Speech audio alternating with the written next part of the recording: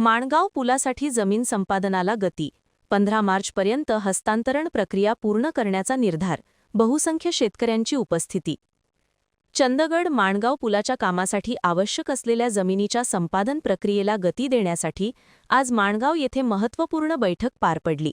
या बैठकीत महसूल विभाग, सार्वजनिक बांधकाम विभाग तसेच संबंधित शेतकरी मोठ्या संख्येने उपस्थित होते।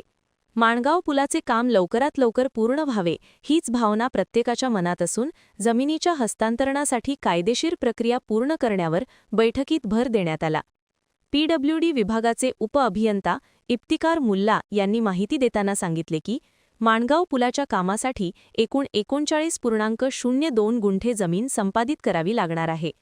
माणगाव बाजूला गट नंबर 182, 202, 203, 204, 205 व 206 मधील 24.45 गुंठे जमिनीसाठी 16,54,444 रुपये मंजूर झाले आहेत, तर बसरगे बाजूला गट नंबर 95 व 96 मधील 13 गुंठे जमिनीसाठी 7,44,010 रुपये मंजूर करण्यात आले आहेत।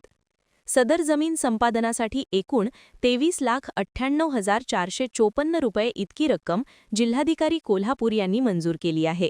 संबंधित जमिनीचा वारसा नोंदणी वारस प्रक्रिया पूर्ण झाल्यानंतर जमीन खरेदीच्या वेळी ही रक्कम डिमांड ड्राफ्टद्वारे संबंधितांना देण्यात येणार असल्याचेही उपअभियंता मुल्ला यांनी स्पष्ट केले।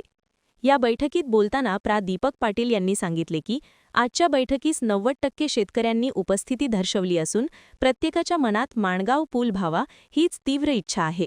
आजही जमीन पीडब्ल्यूडी विभागाच्या ताब्यात आहे, मात्र कायदेशीर प्रक्रिया पूर्ण झालेली नाही।